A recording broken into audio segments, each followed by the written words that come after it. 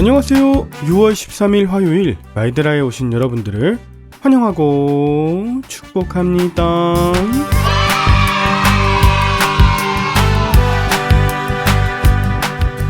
오늘부터는 사무엘 하에 관해서 여러분과 묵상해 보려 하는데요.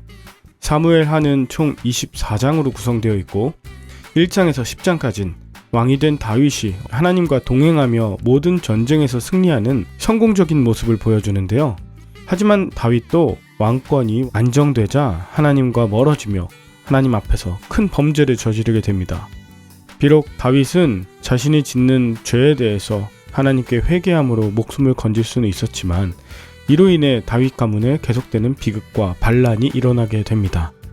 이것이 사무엘하 11장부터 24장까지 이어지는데요. 결국 아무리 이상적인 왕이라 불리는 다윗도 하나님 앞에서 완전하지 못했다는 것과 인간은 절대적 왕이 될 수 없음을 보여줍니다.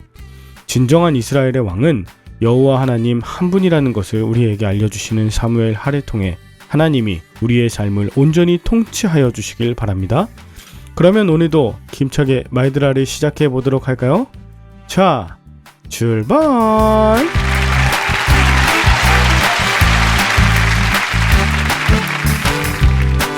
오늘은 사무엘하 1장입니다.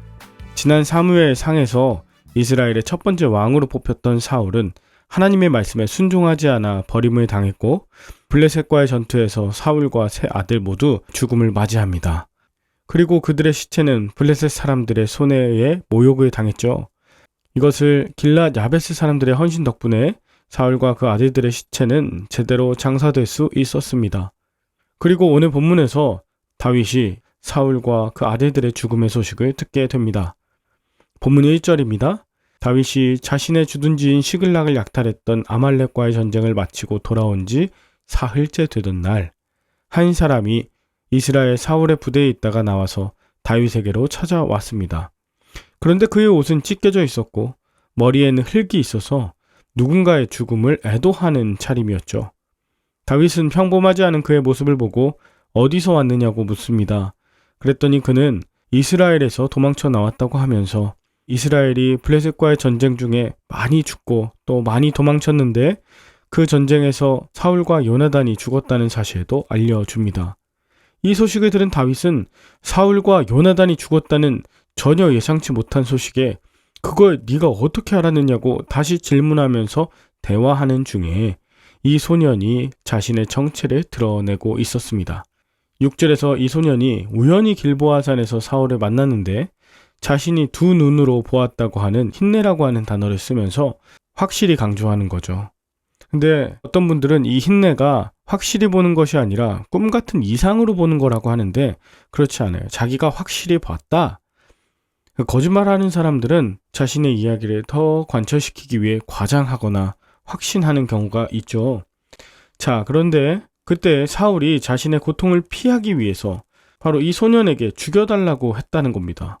그래서 자신이 그 사울 왕을 죽였고 사울의 머리에 있던 왕관과 팔의 고리를 벗겨서 다윗에게로 가져온 것이라고 전하죠.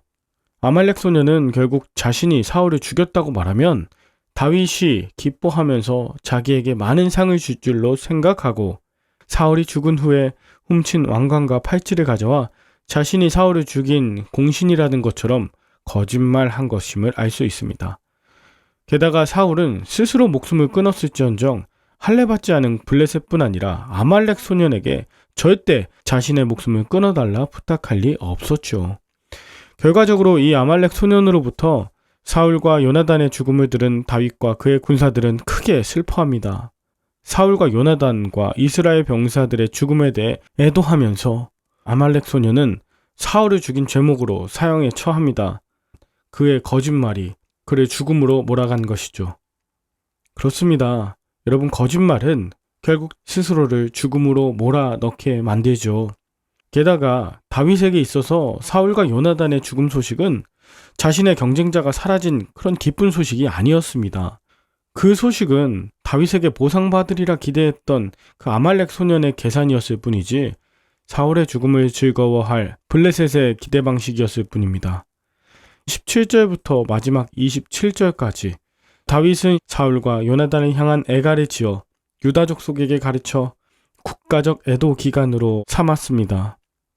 이 조가에 나오는 두 용사, 즉 사울과 요나단의 죽음은 다윗뿐 아니라 이스라엘의 입장에선 너무나 수치스럽고 비통한 일이었죠.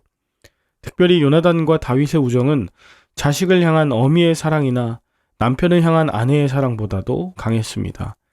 이들의 죽음은 다윗에게 있어 왕권이 더욱 분명하게 보장되었다는 것 외에는 아무 위로가 되지 못했습니다. 세상에는 이렇게 돈과 명예, 권력보다 더 중요한 게 많다는 것을 깨닫게 하죠. 여러분은 오늘 무엇을 느끼셨나요? 혹시 애증의 관계에 있던 사울과 같은 자가 죽었던 기억이 있나요? 다윗처럼 이해관계를 떠나 진심으로 슬퍼하고 또 아름다운 날만을 기억하며 남은 자들과 함께 사울의 죽음을 진심으로 슬퍼할 수 있을까? 사실 지금까지는 그렇게 하지 못했고 그런 장례식장에도 가지 않았었습니다.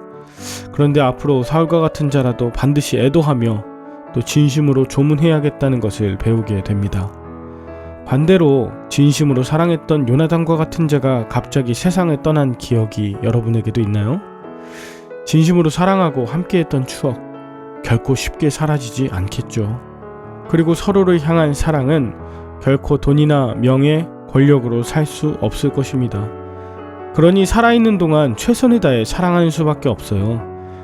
사랑한 후에 그 뒤에는 후회하지 말아야겠다고 다짐합니다. 그저 살아있는 시간에 많이 사랑하고 살려내고 애가를 불러 원대한 하나님의 뜻을 이루어갈 수 있는 저와 여러분들이 다 될 수 있기를 간절히 바랍니다. 함께 기도할까요? 하나님 아버지, 아말렉 소년과 같이 나의 감정을 이용하여 내 마음을 요동치게 하는 자 있습니다. 함께 비난하고 보이지 않는 혀로 죽임의 역사에 동참하고 싶을 때도 있습니다. 그러나 내게 상처를 준 자, 호의를 베푼 것과 상관없이 하나님의 시선으로 긍휼의 마음을 품게 하여 주옵소서. 미워하던 자를 어떻게 용서할 수 있겠습니까? 사랑하던 자를 어떻게 쉽게 잊을 수 있겠습니까? 조금만 시간이 지나고 나면 그립고 아쉽고 후회스러울 일들 하지 않게 하시고 슬픔 중에는 소리내어 울 수 있는 용기 또한 허락하여 주옵소서. 오늘도 우리에게 주신 하루 가운데 사랑하고 살려내고 긍휼의 마음을 품는 복된 하루 되게 하시길 예수님의 이름으로 기도 올리옵나이다. 아멘. 오늘도 좋은 하루 되시길 바라며 저는 내일 다시 찾아뵙도록 하겠습니다. 샬롬.